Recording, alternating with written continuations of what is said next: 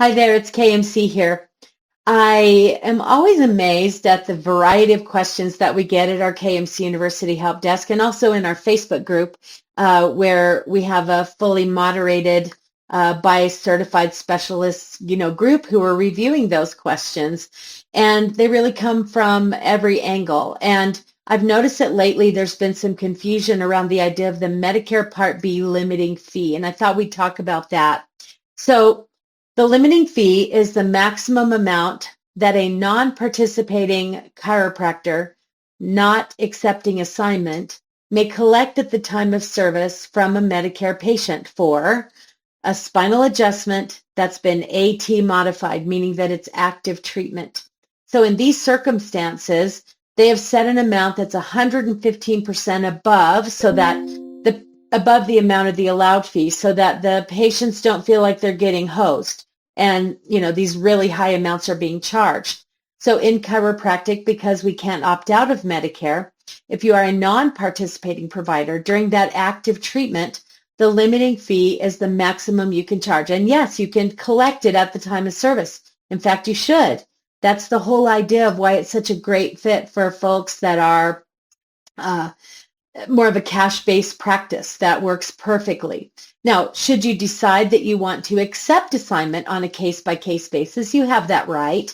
However, you would not collect the limiting fee, or really, you're only allowed to collect the non-par allowed copayment because you're accepting assignment on that claim. Now, I certainly don't want you to do that all the time, or you're leaving money on the table. We don't want that. But here's the piece that I find super interesting. So from a limiting fee perspective, we have some doctors that think they're only allowed to charge the limiting fee for all of their services, and that just isn't true. So recognize that for anything other than the spinal adjustment, you are charging your actual fee. Or if you happen to be a member of our favorite ChiroHealth USA and you've set kind of an a la carte fee for those individual services, you certainly can charge that for those fees. If you want to keep your discount within 10 to 15% of your actual fee, that's okay too. But we don't need wildly huge discounts that are being made there. But the limiting fee is not a number that you have to worry about outside of the active treatment spinal adjustments. Same thing goes for the Medicare allowed fee. If you happen to be a participating provider, you're not limited to that fee schedule for anything other than those individual spinal adjustments that are AT modified. Now the question comes, what can I charge during maintenance care? Absolutely, with a properly executed ABN form, you can absolutely charge your actual fee, or if you've discounted by 10 to 15% or are a member of ChiroHealth USA and you've got a fee for that service there, you can do it that way.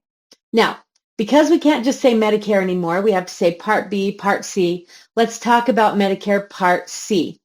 If you are a participating provider with that plan, then you have to know what the rules of the game are and what you're allowed to charge for. You must verify, and I urge you to verify to make sure of what type of a plan the patient purchased. If they've got certain types of PPO or private fee-for-service, there may be some coverage during which that active treatment has for these other types of services that you're performing. So your therapies and your evaluations and so forth.